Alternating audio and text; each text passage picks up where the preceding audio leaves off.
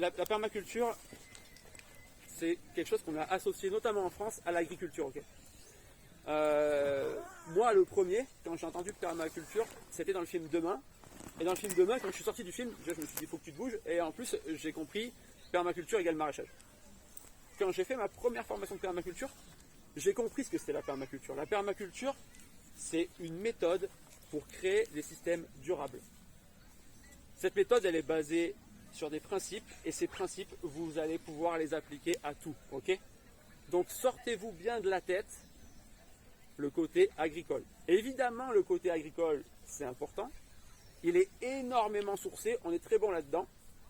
Mais la permaculture, c'est tout ce qu'il faut pour que l'humain crée un système durable. Et Dieu sait qu'il y a du travail dans tous les domaines. Et heureusement, la permaculture, c'est 50 ans d'ingénierie dans tous ces domaines. Okay, donc aujourd'hui, on va plus parler du bâtiment. Mais il y a aussi tout ce qui est éducation, outils et technologies, spiritualité, éducation. Vous pouvez aller vraiment très très loin, quel que soit votre domaine. Okay, c'est vraiment important à comprendre. À partir du moment où ce que vous faites rentre dans les 3 éthiques de la permaculture, c'est-à-dire prendre soin de l'humain, prendre soin de la planète, du vivant en général, quand on dit la planète, okay, on pourrait même rajouter l'espace, c'est ce qu'on est en train de faire actuellement. Et la 3e, c'est générer l'abondance et redistribuer les surplus. Si ce que vous faites correspond à ces 3 éthiques, vous faites de la permaculture. Okay. Le bâtiment. Un petit mot avant de vous donner 5 clés que vous devez absolument vérifier si vous allez acheter, construire ou rénover une maison. D'abord, qui je suis? Je m'appelle Aurélien Colombet, je suis formateur en permaculture et en bâtiment bioclimatique. Et j'ai eu la chance, en 2 ans, de former à peu près 250 personnes. Je suis à Tournon-sur-Rhône, au sud de Lyon. À peu près à 45 minutes au sud de Lyon. Le bâtiment bioclimatique, qu'est-ce que c'est? C'est tout simplement appliquer la permaculture à l'habitat. Donc, on a mis un mot qui résume vraiment cette notion d'appliquer la permaculture au bâtiment. Et c'est vraiment la notion de bioclimatisme. C'est-à-dire s'adapter à là où on est. Grosso modo, c'est l'opposé des normes. Qu'est-ce qu'on essaye de faire avec une norme? On essaye de vous coller un bâtiment standard partout. Sûrement, vous allez venir et me poser des questions, parce que c'est ce qui arrive tout le temps. Qu'est-ce que tu penses de tel bâtiment? Qu'est-ce que tu penses de cette forme? Qu'est-ce que tu penses de tel matériau? Tout est intéressant à partir du moment où c'est adapté au contexte. C'est évident, mais on a trop tendance à résumer à des techniques. Et c'est pareil dans l'agricole. Allez que je te fais une butte, allez que je te fais une lasagne. Ça dépend du contexte, d'accord? C'est pour ça que les principes sont importants. Parce que quand on se base sur des principes qui sont fondamentaux, que des gens, par exemple les maîtres du XVIIe siècle qui construisaient, connaissaient, comme le chaud monte, le froid descend, même on dit il coule comme un fluide. Quand on se base sur ces principes, on peut beaucoup plus difficilement se tromper. D'accord? Alors le bâtiment. On a 2 écoles. En permaculture, on va souvent s'intéresser à tout ce qui est yourte, bâtiment nomade, etc. Et effectivement, c'est intéressant. Mais rappelez-vous, qu'est-ce que c'est la permaculture? C'est permanent, durable. Les yourtes, c'est intéressant quand on reprend son contexte pour des habitats nomades. Mais est-ce que si vous mettez une yourte, elle sera là dans 50 ans, 100 ans? Vous avez sûrement dû voir des aqueducs romains. Peut-être que vous avez eu la chance de visiter d'anciens temples, comme à Petra, en Jordanie, ou les pyramides de Gizeh. Là, on était sur de la permanence, vous voyez. Et c'est l'école que j'ai choisie. Moi-même, j'ai voulu construire un bâtiment, j'ai fait une vitrine de permaculture. J'avais un besoin de sécurité, où je me suis dit que j'allais partir sur 4 piliers essentiels. La gestion d'eau, la production d'alimentation, la production d'énergie alternative et le bâtiment. Cette démarche-là, j'ai essayé de la mettre en place au niveau de ma petite parcelle, pour moi être en sécurité en cas de problème. Puis mon quartier, la ville, et maintenant je vise l'agglomération. Et si on arrive à créer cette dynamique au niveau de l'agglomération, on aura une vraie résilience, d'accord? Et quand j'ai construit mon bâtiment, je me suis dit, est-ce que je vais pouvoir transmettre ce bâtiment à mon fils, à mon petit-fils, et à ceux qui arriveront après. Et on a de la chance actuellement d'avoir énormément d'énergie. Attention, elle diminue. On sait que le pic pétrolier a été atteint en 2017 et que depuis, ça diminue. Du coup, les crises qui arrivent depuis 2008 et encore aujourd'hui ne sont sûrement pas là pour rien. On a moins d'énergie, donc on peut moins faire. Mais il en reste beaucoup. Donc autant l'investir sur des choses intéressantes. On a les techniques pour, on a les matériaux pour. Ce qui manque juste, et en fait on l'a, c'est la connaissance. À partir du moment où le nombre a la connaissance, on a gagné. Et c'est tout l'intérêt d'être formateur, c'est essayer de vous transmettre ces connaissances. Et moi, ce que j'adore, c'est essayer de vous la transmettre avec des mots simples. Okay, donc si vous avez la moindre question, n'hésitez pas à me couper et on interagit ensemble. D'accord ? Est-ce que vous vous êtes déjà posé la question de combien vous payez de chauffage chaque année ? À chaque fois que vous mettez une bûche dans la cheminée, est-ce que vous vous imaginez mettre un billet que vous cramez ? Parce que c'est vrai que c'est agréable là, de faire des feux et de se dire « Waouh, on en met, on en met, on en met ». Eh bien, au Moyen-Âge, si vous coupiez un arbre, c'était la peine de mort, vous voyez. On va parler des Phéniciens. Les Phéniciens qui vivaient donc, à l'actuel Liban, il y avait des magnifiques cèdres. Ils préféraient les vendre très cher aux Égyptiens que les brûler pour se chauffer. Voilà. À leur époque, il y a eu un gros changement climatique, il a fait froid d'un coup.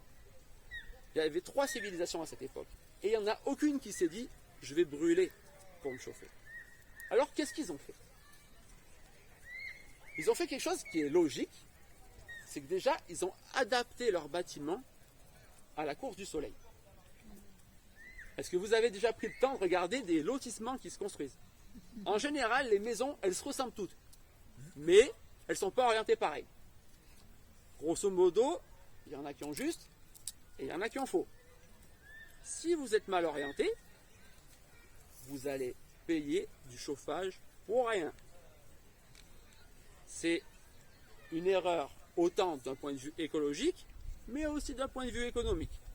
En 2017, selon l'INSEE, en France, la moyenne des foyers paye 1 400 € de facture énergétique par an. Mais après, vous faites l'idée de vous multiplier ça par 40 ans. Ça fait 68 000 €, vous voyez ? Donc souvent, on vient me voir, on me dit, mais j'ai pas les budgets. Réfléchissez à long terme. Pensez aussi que l'énergie va diminuer. Donc cet argent-là, il va coûter... Ça va bientôt devenir de plus en plus cher. De toute façon, on n'a jamais vu que ça baissait. Hein. Je sais pas vous, moi ça m'est jamais arrivé. Ah, tenez, cadeau d'EDF, on réduit vos factures. Non. Bon. D'où l'intérêt de réfléchir de plus en plus à faire des bâtiments bien faits pour forcément consommer moins. Okay. Donc comment ont fait les Phéniciens ?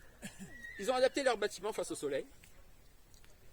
Et vous l'avez peut-être remarqué, malheureusement on n'observe plus assez, mais sous nos latitudes, le soleil est beaucoup plus haut en été qu'en hiver. Donc vous pouvez déterminer exactement quand il rentre et quand il sort à l'intérieur de votre maison, s'il est bien orienté. Pour vous donner une idée, en moyenne, ça dépend du vitrage et d'un tas de facteurs évidemment. Hein. Une baie vitrée sur 1 mètre carré, c'est 500 watts. Et si on devait résumer ça, pareil, c'est des moyennes, ça dépend, hein, d'accord ? C'est pas exact. D'ailleurs, tout ce que je vous dis là peut être démonté, etc. Ça dépend toujours du contexte. Hein. Je ne suis pas un ayatollah et je n'ai pas la science absolue. Mais grosso modo, on estime que le soleil vous envoie à peu près 10 000 litres de fioul chaque année. Alors, est-ce qu'il y a vraiment besoin d'en rajouter 2000 ensuite ? Ben oui, si votre maison est mal faite. Donc, première chose, réfléchissez à votre environnement et orientez vos bâtiments en fonction de la course du soleil. C'est évident, mais c'est jamais fait. Est-ce que vous avez des questions là-dessus ? On est bon ? Il en avait une. Justement, orienter très concrètement. Bon, c'est pas juste l'orientation est-ouest, c'est plus compliqué que ça. Ouais, c'est déjà pas est-ouest.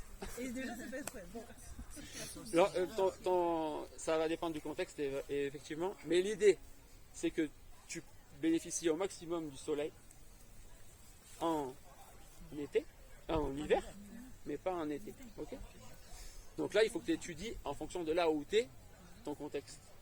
Tu vois ? Et au solstice d'hiver. Et au solstice, effectivement. C'est là où le soleil va être le plus Alors bas. après, Ce jour-là, tu calcules et tu fais voilà. toc toc et voilà. Ce qui est intéressant, c'est que tu peux paramétrer exactement quand est-ce que le soleil rentre et quand est-ce qu'il arrête de rentrer. Pour répondre à ta question, je vais illustrer avec ce qu'avaient fait les Phéniciens. Okay. Ce qui est intéressant là-dedans, c'est de bien comprendre que vous avez la main mise là-dessus, mais c'est des erreurs où il ne faut pas se tromper dès le départ. Et maintenant, quand je fais des designs en permaculture, la première chose que je fais, c'est mettre le bâtiment parce que c'est ce qui coûte le plus cher. Donc l'important à comprendre, c'est pas juste le budget à l'instant T, c'est combien votre maison elle va vous coûter toute votre vie.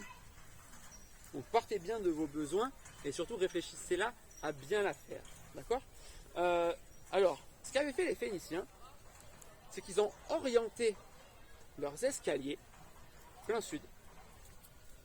Ils ont mis une pente pour qu'elles prennent au maximum le soleil l'été. Et pendant tout l'été, ces escaliers qui servaient de pente pour accéder au temple prenaient le soleil. Et là, ils ont fait l'équivalent. Ils ont mis des pierres et ils ont calculé le temps que la chaleur du soleil allait mettre pour se déplacer.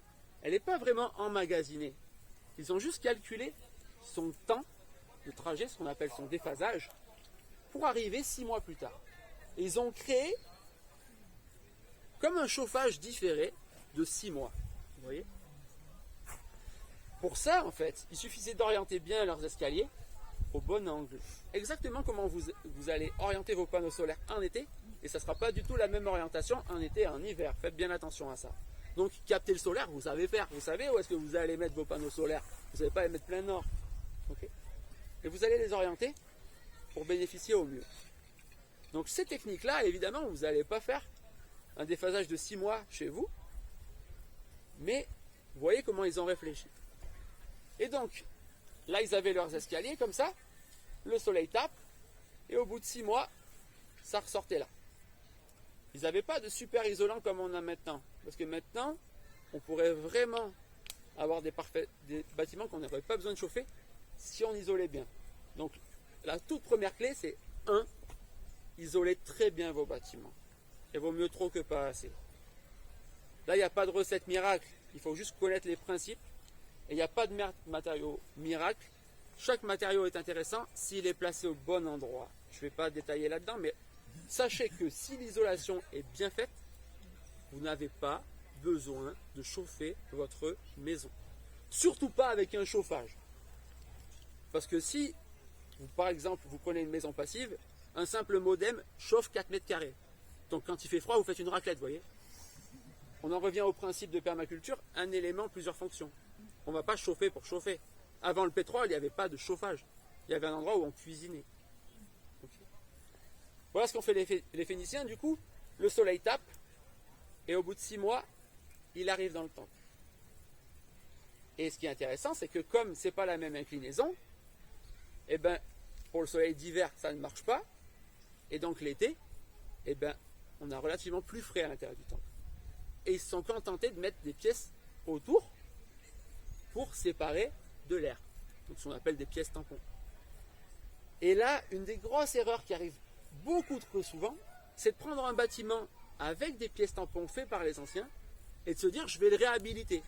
Mais si vous ne comprenez pas comment a été fait l'ancien, vous transformez des choses qui ont été faites pour une bonne raison en quelque chose qui n'est pas fait pour ça. Si vous aviez une grange plein nord pour vous protéger d'un vent froid, ça va être compliqué d'avoir un bâtiment passif une fois que vous l'aurez rénové, vous voyez.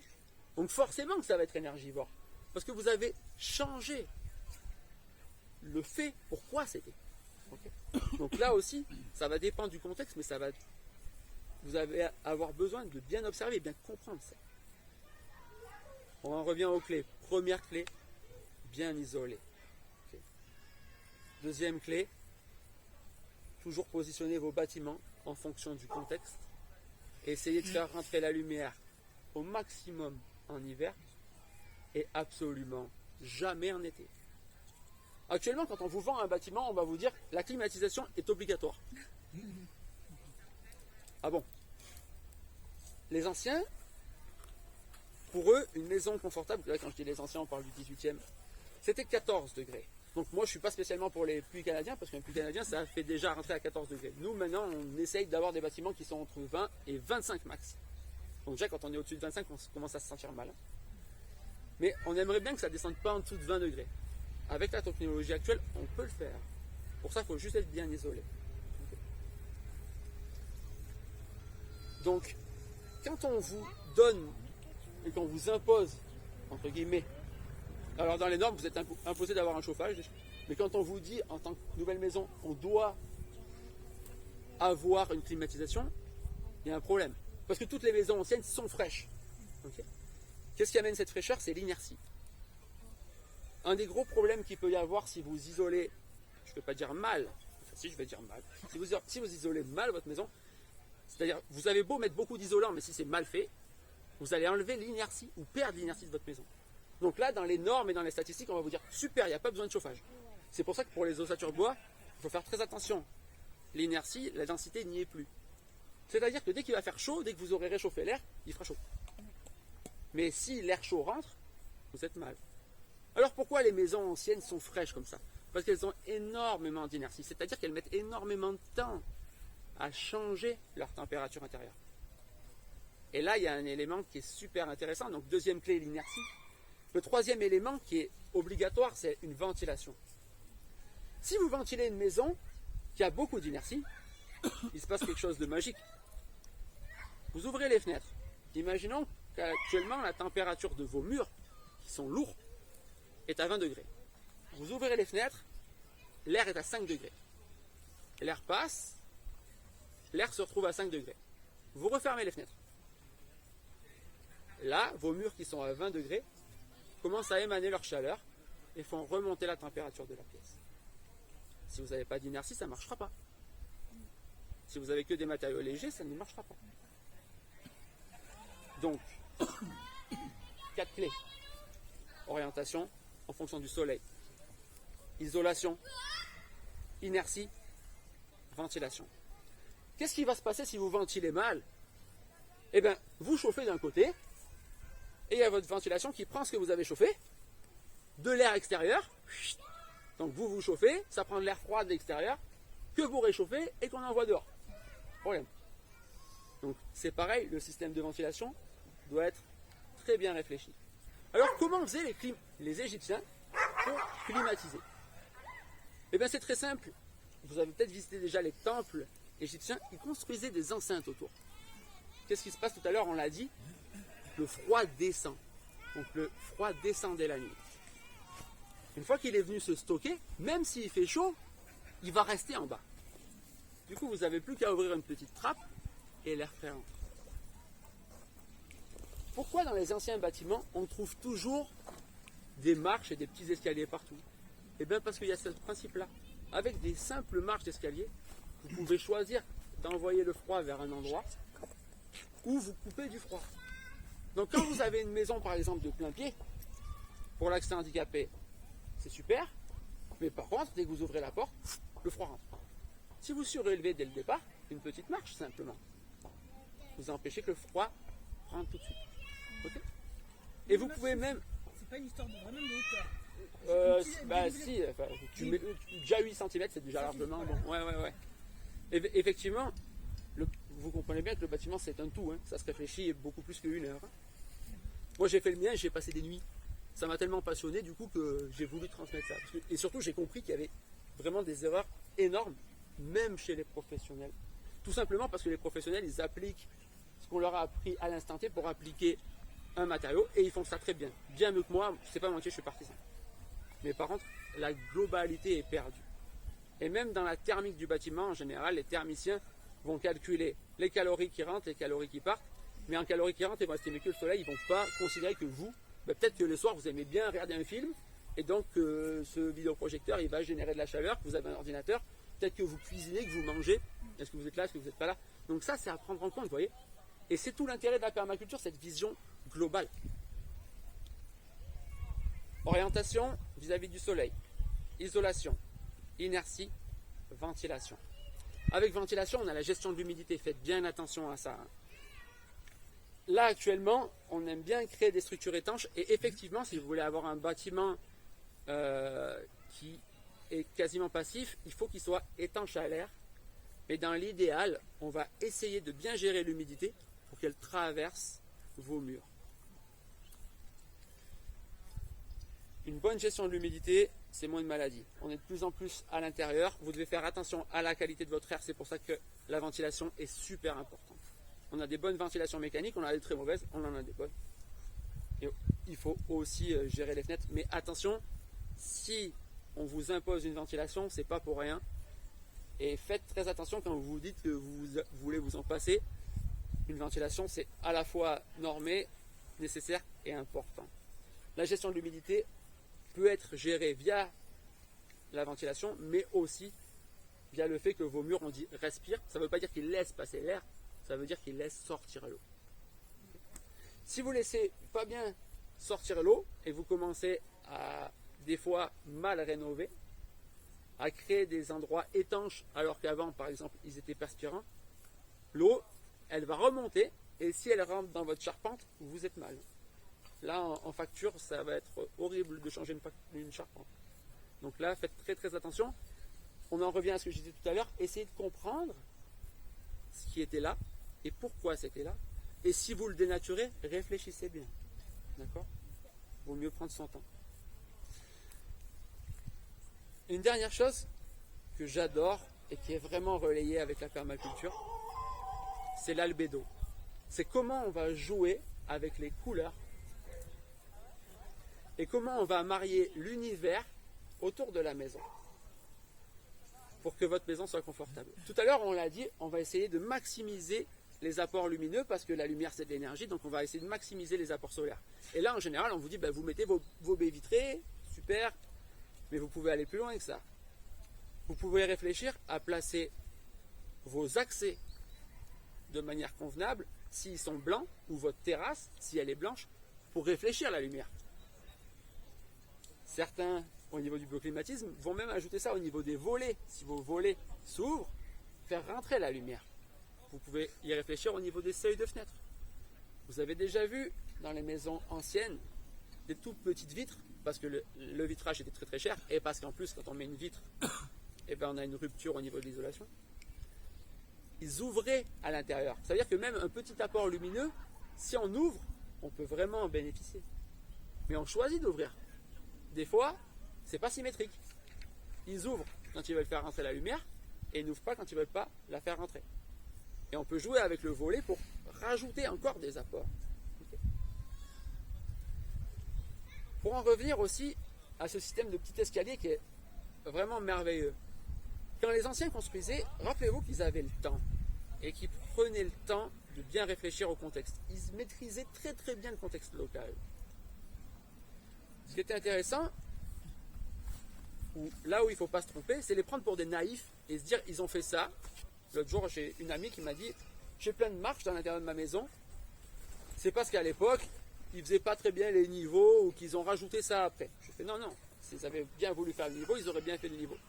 S'ils avaient mis des marches, c'était pour envoyer le froid vers un endroit. Si vous ne comprenez pas ça, vous allez pouvoir fermer certaines marches et donc perdre cette capacité-là. Les Romains, c'était des maîtres dans la captation de l'air frais. Ils faisaient un atrium romain, vous savez, c'est cette espèce de cour intérieure. Donc comme pour les Égyptiens, qu'est-ce qui se passait? Le froid descendait là. Et là, tout leur parterre en marbre, qui avait beaucoup d'inertie, était complètement rafraîchi. Effectivement, c'est des techniques qui vont marcher dans le sud de la France, en Italie. Et si vous allez adapter ça en Norvège, ça ne va pas le faire. En Norvège, vous voyez de magnifiques maisons serres. Ne faites surtout pas ça ici, vous voyez. On parle beaucoup d'Earthship. L'Earthship, c'est merveilleux, d'accord. Ça dépend du contexte. Ce qui est intéressant avec la permaculture et le bioclimatisme, c'est qu'on en revient toujours à ce contexte. Donc il n'y a pas de solution miracle. Il y a toujours des principes intéressants. Okay. Et c'est ces principes-là que vous les connaissez. Alors comment on va jouer sur l'albédo? C'est-à-dire réfléchir la lumière. Vous voyez là, notre caméraman, il a un t-shirt noir. On est en plein été. Son t-shirt capte énormément de chaleur. Moi, j'ai choisi de mettre du blanc. La chaleur repart. Elle est diffusée. Et vous pouvez donc choisir de placer vos éléments extérieurs pour que la chaleur et la luminosité rentrent en hiver et qu'elles ne rentrent pas en été. Donc quand vous placez la maison, réfléchir à son contexte pour qu'elle rentre encore plus et maximiser vos apports solaires encore plus. Et pour ça, il suffit de connaître quelques principes de base. Est-ce que jusque-là ça va? Est-ce que vous avez des questions? Et par rapport aux couleurs, le blanc, le noir, ça absorbe, ça réfléchit, mais est-ce qu'il y a d'autres couleurs plus rapidement peut-être Exact. Alors, je vous donne une super astuce qu'on n'évoque jamais. Donc là, ça c'est bonus. Alors avant de vous donner un bonus, je vous parle de ça justement parce que j'ai fait mon bâtiment. Et comme je vous l'ai dit, en fait, au travers de mon bâtiment, j'ai tellement passé de temps à faire le design de mon bâtiment que j'en ai fait une formation. Moi, je suis formateur, donc j'ai créé une formation pour expliquer ça. Tout simplement parce que je voulais pas que les gens en fait fassent les mêmes erreurs que j'ai fait, et surtout qu'on arrête de construire des aberrations. Okay, surtout que c'est l'investissement le plus important de votre vie. Les formations que je donne en permaculture, elles sont à prix libre. Vous venez, vous donnez ce que vous voulez. Cette formation de bâtiment, comme elle impacte le budget le plus important de votre vie, elle a un coût. Et je trouve que c'est normal. C'est ce qui me permet de donner des formations de permaculture à prix libre. Alors vis-à-vis des couleurs, la luminosité de l'hiver n'est pas la même que la luminosité de l'été. Il y a beaucoup plus d'ultraviolet. Ce qui fait que si l'hiver, tu veux avoir un maximum de chaleur, il faut que tu mettes du rouge. Et le rouge captera plus la chaleur en hiver que le noir. Et là, c'est assez épatant. Je vous invite à faire le test, de mettre la main sur une paroi rouge et sur une paroi blanche, et vous verrez la différence. A l'inverse, ne vous trompez pas. Votre toit, en été, prend énormément de luminosité. Donc quand le soleil, en été, est bien haut, votre toit va prendre énormément de chaleur. Si votre toiture elle est noire, parce que c'est la mode en ce moment, vous allez mettre à un endroit qui va prendre un maximum de chaleur en été, quand vous n'en voulez pas chez vous, d'une couleur qui va absorber au maximum la chaleur. Donc comme d'habitude, faites attention au contexte, et le premier principe de Bill Mollison, c'est l'emplacement relatif. C'est-à-dire que chaque chose est placée au bon endroit. On prend le temps de réfléchir à la placer au bon endroit. Vous avez déjà vu en ce moment, il y a plein de pergolas bioclimatiques. C'est du métal. Le métal, qu'est-ce que ça fait? Ça stocke et ça transmet très rapidement la chaleur. Et en plus, c'est noir. Et on vous dit que c'est bioclimatique. Vous voulez faire une belle pergola bioclimatique de manière permaculturelle, vous faites une belle tonnelle qui va vous produire quelque chose à manger et qui va perdre ses feuilles quand vous l'aurez décidé. Donc vous aurez choisi en fonction de votre contexte un temps donné où elle va perdre ses feuilles, et à ce temps donné là, le soleil va rentrer. Dans l'idée, on ne fait jamais rentrer le soleil en été et on le fait rentrer au maximum en hiver. Okay? Donc là, vous avez déjà découvert 5 clés. On oriente en fonction de la lumière. On fait attention aux matériaux et on isole très bien sa maison. On fait attention à l'inertie. Attention à la ventilation et à la gestion de l'humidité. Et on peut jouer aussi sur les couleurs pour en profiter au maximum. Merci beaucoup.